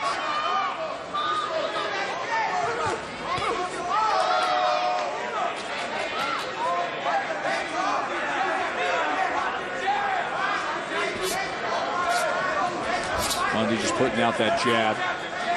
You know, Lundy was dropped tonight. He was dropped in his last fight. So again, no stranger to coming off the floor. Testing that body a bit that time against Williams. Williams comes forward, nearly ate an uppercut. It was a glancing blow. Now he goes to the body himself. Now, I don't know if this is going to equate into a win, but that jab is working pretty good. Snapping back that head, Teddy. And sometimes that's the difference in a fight. Not just the power punches, but who controls the jab. Nobody's using it a lot, but Lundy is using it more and effectively. And again, I said it earlier, Joe, to me, Lundy just looks like more like the pro. He's placing his punches. He's not wasting anything. Williams throwing, but not always landing. Good looking work with that jab of Lundy. I've been driving this funny car for over 30 years. I've been on fire from here to Australia. I've won hundreds of races, and I've won 15 championships.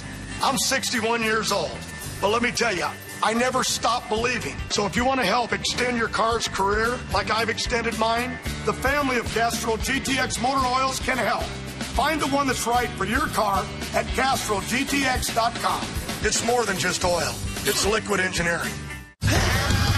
You have pride in the way you step out in public, especially when you have a good haircut. Diana was amazing, and she knows how to do my sideburns right here.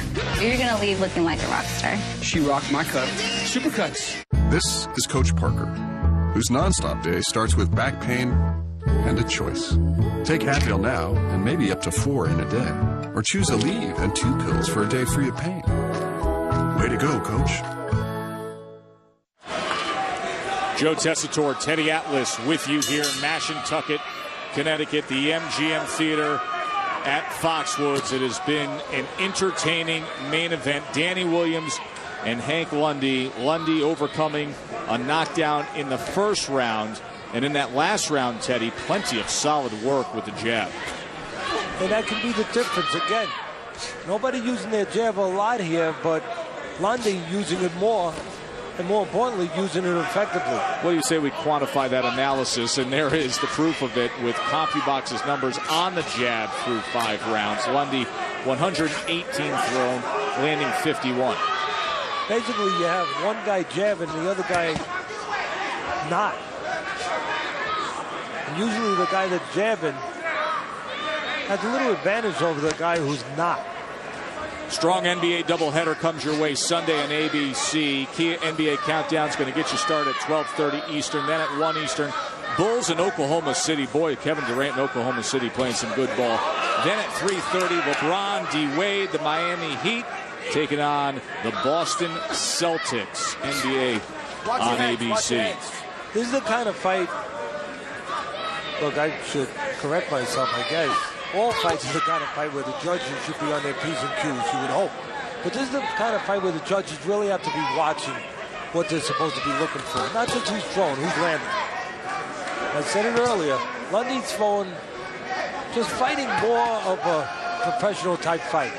In position there, using the jab, not wasting anything, looking for spots to count. Being conservative, but being effective when he does throw in spots. Now Williams is being a little busier, but not as effective in spots. The cleaner punches so far this round, I don't think there's any doubt. So far it's been Lundy. There's a good right hand. Williams tries to come back with one of his own. Just look at the approach of Lundy, though. Again, it's the more professional approach. Now, a good hard punch could change that, but look at him. He's not wasting anything. Everything he throws, it's on target. It's for a reason.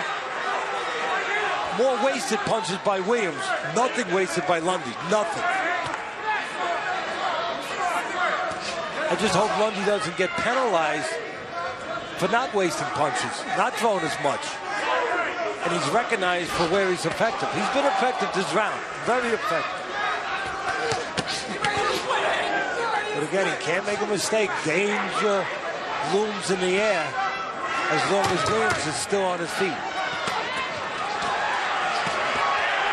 Connecting well there. Big round for Lundy. Big round. Coming to the end of 6. Lundy scored well with the old 1-2 against Dannie Williams. Looking for a pre-owned vehicle at a reasonable price? Look no further than Tessitore Motorsports in New Haven. You always wanted to have the biggest, baddest beer. Keep living the dream. With Just for Men Mustache and Beard. Good girls like bad boys. I want you, baby. That gray beard is a new baby. Niagara Falls. The ultimate torture test for a deck. The ultimate protection, Thompson's Water Seal. Chosen to protect the most water-drenched decks in America. The decks at Niagara Falls. Thompson's Water Seal. The most powerful protection against water damage guaranteed. Sports Center is coming up after Friday night fights. Dick Vitale and the Game Day crew is going to have their predictions for the Final Four. Teddy's already said Kentucky's going to lose. And yeah, so why even have those guys come on? We don't need it. Tell them to Teddy go already said. I mean, really, upset. go to that beautiful Starbucks that's up there in Bristol and get a nice cappuccino. We already know who's going to win. Really, fellas, you do a great job, but I'm giving you a night off. You deserve it. You've been working awful hard in this March Madness. Round 7 of our main event. As for who will win this, well, Lundy's been in control during the middle rounds of this fight after being down on the canvas. Williams scored a knockdown with a left hook to the temple of Lundy in the first round. But the curiosity here is the power of Williams and how Lundy often creates opportunities for his opponents, makes mistakes. So this fight should be interesting and in doubt right till the end. Danger will be there all night, as we said many times tonight, till the end. But what's interesting and curious to me right now is what's going on in the heart, the soul, the mind of Williams. Is he starting to lose a little confidence for the first time in his career? Toughest opponent he's ever faced. And he's going into waters he's never been into before. Territory he's never been to before. Is he starting to wonder a little bit how prepared he is for this? Lundy's not wondering. Again, Lundy has had those questions answered by the kind of opposition, the tough opposition that he has faced. That's a great gift to be in a situation like this, no matter what it is. If it's a lawyer in a courtroom, they know that you've been there before, you've been in tough trials. You can handle it when it gets a little bit funny, a little difficult. It's a great power, great gift for Lundy to know, I've been here before, I've been in with good fighters, I can handle you. You don't know if you can handle me. Right hand from Lundy. You know, Joe, we've talked a lot about Lundy's chin. Been on the floor now 6 times. Let's not forget, Williams was on the floor in his only loss. He's starting to reach in there a little bit. He's starting to look a little ragged, a little loose, Williams, to me. Not using his jab to get in, dropping his hands a little bit, taking a step back, his mouth is open. To me, it might be the chance or the opportunity a lot, Teddy, for Lundy to start to put the pedal to the metal. But, you know, it's a double-edged sword. No, you don't want to be reckless. Exactly. You want to push the pedal to the metal a little bit because you see a guy start to disintegrate a little, dissipate a little bit, doubt himself a little. But again, you don't want to give him a chance to land that great equalizer. 3 rounds to go between these two. Open up Pizza Hut's new $10 dinner box. All your favorites, all in one place. A medium 1-topping pizza, freshly baked breadsticks, and cinnamon sticks. Plus marinara and sweet icing for dipping. Best of all, the $10 dinner box is only $10 and only at your Pizza Hut. Skyhook! Guys, check it out. Household bleach. No. Yeah, look good. I know, right? I'll tell you what saves gas money. My kid's hitchhiking to school. Great call. Yeah. Oh, yeah. No. Don't lift with your knees, lift with your back. Feel a difference? Yeah. You know where surgery's dirt cheap? So Verizon 4G LTE is like 6 times bigger, but I'm going AT&T. There are good ideas and bad. With over 6 times the 4G LTE coverage, Verizon is the good idea. Friday Night Fights presented by Corona Extra on ESPN2 returns in 2 weeks, April 13th at a special time, 11 p.m. Eastern. Exciting Aussie brawler Michael Katsidis, now based in the U.S., takes on tough Albert Mensah of Ghana in the Las Vegas main event. Speaking of main events, Joe, Teddy, we got a great one going on tonight. It's been fun. Looking forward to seeing Michael Katsidis. That is in 2 weeks from Las Vegas on Friday Night Fights against Mensah. Of course, Katsidis, always an exciting watch with his style. Top 10 according to ESPN.com at 135 pounds. You know, I saw going into this fight, Joe, I made a little note to myself. I said, if Williams, and it's an if for either guy, but if Williams wins this fight, He'll be dependent more on his amateur background. He had a real good one, 154 fights, national amateur champion. He'll be dependent more on that, and of course his power, than he will his pro experience, because his pro experience, not that much. That's where the big advantage to Lundy. You preach that all the time about the management of a prospect and taking the steps up and forging them as a fighter, building the proper way, and then you get to points like this where you hope that the experience is there. You got a foundation to stand on. See Lundy now fighting orthodox. A lot of people say, why? You switch a lot. He's a lefty 1 minute. He's righty the next minute. I think I know why Lundy is orthodox right now. Because he's naturally a lefty. That means his power, his confidence is in the left hand. You might as well put that out front, Joe. Good jab. Yeah, where you can lead with it, you can hook off it, you can do more with it than you can with just the right hand. Williams just tried to counter with a right hand over that jab of Lundy. Remember, it was the first round when he landed a left hook to the temple and probably was thinking to himself, this is going to be my night. I'll tell you another reason why Lundy, smart guy. Williams is no dummy either, give him credit, but he's the less experienced. He's learning lessons from the more experienced guy right now in Lundy. Another reason why Lundy's staying orthodox a little bit more than you see him sometimes, because he knows the power punch for Williams is what? The right hand. And right hands usually land against southpaws. So Lundy doesn't want to turn southpaw and give Williams too many opportunities to land that southpaw killer, the right hand. A lot of thinking going on in there. That scares me if I was a backer of Lundy.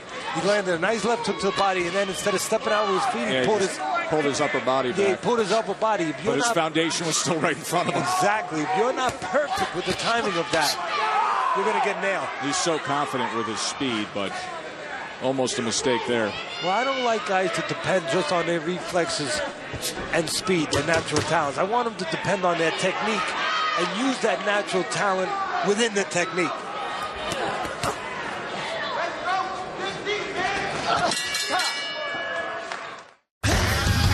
You have a pride in the way you step out in public, especially when you have a good haircut. Diana was amazing. And she knows how to do my sideburns right here. You're gonna leave looking like a rock star. She rocked my cut. Supercuts. Today, with the swipe of a comb, the last gray-haired man on Earth disappeared. This is how the gray era met its end. Just for Men Auto Stop. It's a breakthrough. No mix, no mess. It just combs in. And the formula shuts off at just the right color for the perfect look every time. It's foolproof. New, Just for Men Auto Stop. Gray is over. Listen at home. If you guys had trouble determining who won that round because there wasn't a lot to determine it from, there's your answer. That right there, 4 or 5 jabs from Lundy might have won the round. Only one man jabbing, one man landing, maybe one man winning. CompuBox had him at 22 of 42. Hank Lundy utilizing the jab well in that last round. Ninth round scheduled for 10. Reminder that Sports Center is coming up right after Friday night fights. They're going to talk Final Four. They're going to talk Saints head coach Sean Payton and his appeal, and the talk of Bill Parcells possibly coaching the Saints. Bill Parcells, a big fan of Friday night fights, actually sat here with us one night and broadcast the bouts with us. Yeah, he is. Likes boxing quite a bit. As a lot of people in other sports do. They love the one-on-one nature of it and the testing of one's intellect and his spirit, not only his body. And this does test your intellect and your spirit. And right now, the mind, the spirit of Williams being tested a little bit. Williams possesses that power. We saw that in the first round. We saw it last August with a one-punch knockout on Friday. Look at that jab, though, how he's controlling range. I mean, he's got the perfectly sweet spot. executed. He's got the sweet spot. He's jabbing, he's timing it, letting it go with no warning, no telegraphing. He's not raising his elbow first. He's just shooting it right out from the shoulder. Shooting it out at the right distance, the right time.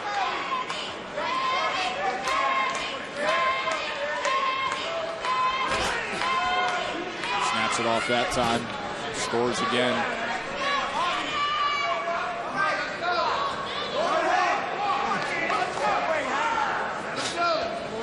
Lundy, again, use those feet a little subtly, but every once in a while he'll step out a little bit.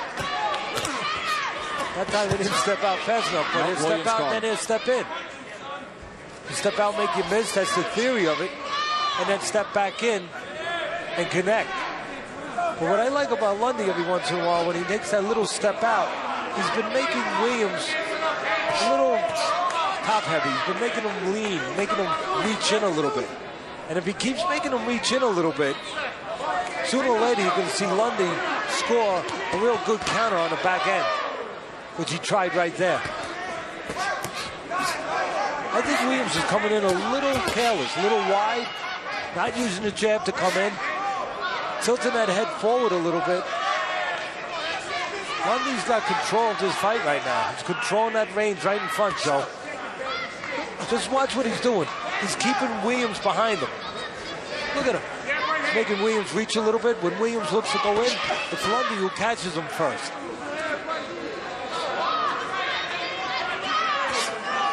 Almost like you're trying to climb up a hill and somebody's up on top of that hill throwing rocks at you. And you're trying to get to him, and he's got the edge on you. He's throwing at you before you get there. Listening to the instructions of Danny Williams and Jack Lowe. Last round, touch gloves. Your CBS Boxing has provided the professional fight gloves you see being used in the ring here tonight. Learn more online or get your own pair tonight only at Hub. That's HUB. HubBoxing.com. And only one local restaurant can satisfy your fight night hunger, and that's Anastasio's Steakhouse. Now with 2 locations in East Haven and historic. Punch of the Night is brought to you by Just for Men Auto Stop. Danny Williams, first round, Teddy. That took a little high, but did the job. Side of the head, but maybe that left hook did more damage than good, because the rest of the night, he never got in that position really again, looking for one shot, maybe a little too much. Keep it clean. Last round. Touch gloves. Touch gloves. All right, keep it clean. Let's go. 10th and final round. A 10-8 first round because of that punch of the night that scored the knockdown. But look at what Lundy has done since. Much of that coming behind a steady, consistent jab. And we will see if the judges have it the same way as Teddy. We will see if Danny Williams has one more big shot in him. Lundy acting like a guy who knows he's ahead, using that jab, paying attention to defense, not taking any chances, trying to keep that lead, but not get reckless. And again, look at the edge. I mean, it's so clear to me. He controls the range, he controls the distance. He's the boss. And the employee is Williams. Lundy's the employer. Williams is working for him right now. And he's not able to do anything unless Lundy lets him. Lundy sets his feet. Right now he's moving a little bit. Sets his feet, controls that range. Watch, every time Williams wants to do something, Lundy's either out of distance or he times him before he gets started.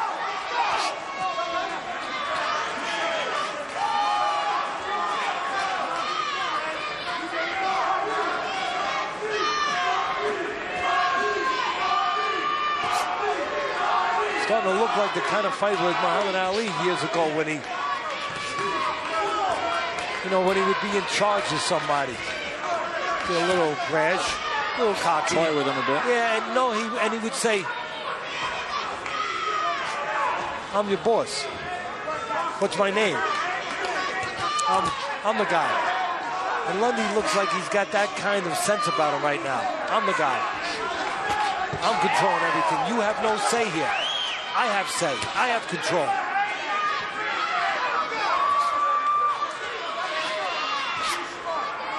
I give credit to Williams for showing heart.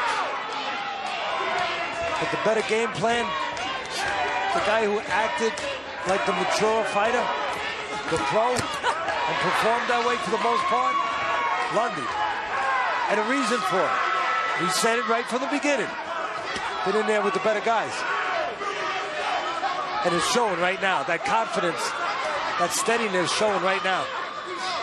And right now he's taking the best chance Williams has away from him. Because he's walking Williams down a little. Williams moving his feet. When he moves his feet, he's not as dangerous a puncher. See, when he's moving back, he's not as dangerous a puncher. Final 10 seconds says Lundy's dominant performance. Going to bring this thing in for probably the most complete performance we've seen out of him. Overcoming a first-round knockdown to find his groove, utilize the jab, keep distance, and put punches together right until the final bell. He talked the talk leading up to this, and now you're going to hear a lot more based on that performance. We'll hear from the judges when we return.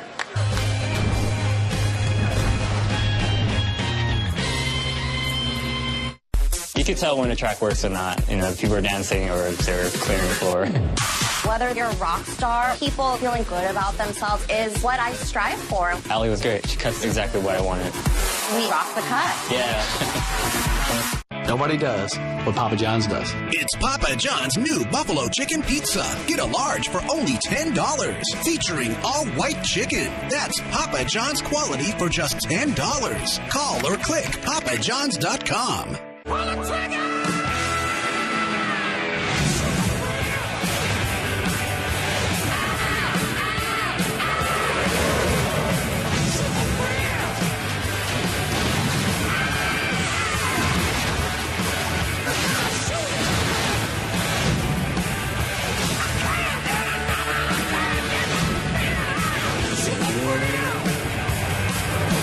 Download 6 all-new maps and missions for only $15. Rated M for mature. I've been driving this funny car for over 30 years. I've got 15 championships. And I raised 4 beautiful girls. I've carried this picture for over 25 years. That's me, and that's Ashley. I got a lot of miles on me, but I'm just getting started.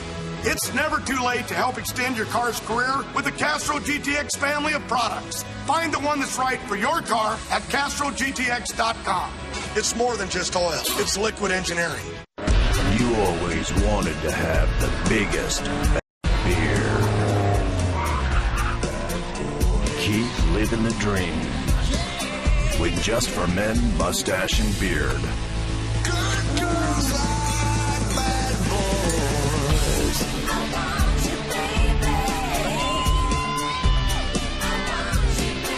That gray beard is a new baby.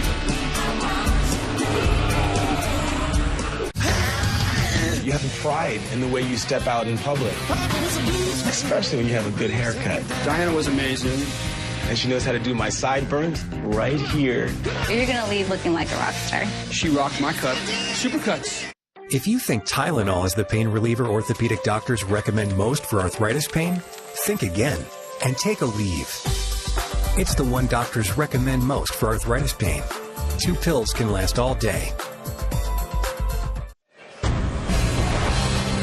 ESPN Friday Night Fights is presented by Corona Extra, proud sponsor of Friday Night Fights, and as always encourages you to relax responsibly. And in part by the new Just for Men Auto Stop, knocks out the gray better than ever. It was a good night here at Foxwoods, Mashantucket, Connecticut, home to the MGM Theater. A look back on our main event. Dannie Williams started fast, didn't finish that way though, Teddy. Maybe the worst thing that happened to Williams. Scored a knockdown early with a left hook high in the head of Lundy. But then maybe he thought he was just going to have to wing punches all night, and he was wrong if he thought that. Because Lundy, although he got staggered a little bit, the power Williams was always there. Lundy started controlling the outside with that jab. The most basic punch in boxing. And once he started doing that, the right hand was right behind him. Teddy, you marked down a 10-8 round for Dannie Williams to start things off, but then in the end, 97-92, says Teddy, for Lundy. Let's find out how the judges saw it, and for that we send it up to the ring to Bill Carpenter. Ladies and gentlemen, after 10 hard-fought rounds of boxing, we'll go to the judges' scorecards for the official decision. Judge John Madfis scores the bout 98-91. Judges Glenn Feldman and Don Trella both see the bout 97-92. All three judges scoring for your winner by unanimous decision. And still, the NABF lightweight champion, Cameron Hank Lundy. Remember, Danny Williams in his camp said Lundy is completely overrated. Lundy made a statement tonight, didn't he? 22nd win of his career. Friday Night Fights is going to be back in 2 weeks. April 13th will be in Vegas for Michael Katsidis, Albert Menza. For those of you staying with us on ESPN2, Sports Center's coming up next. They're going to have Final Four predictions. Those of you watching on ESPN3.com, stay with us. Hank Lundy's joining us live. For Bernardo Asuno and Teddy Atlas, I'm Joe Tessitore. Enjoy the rest of your night, including Sports Center right now.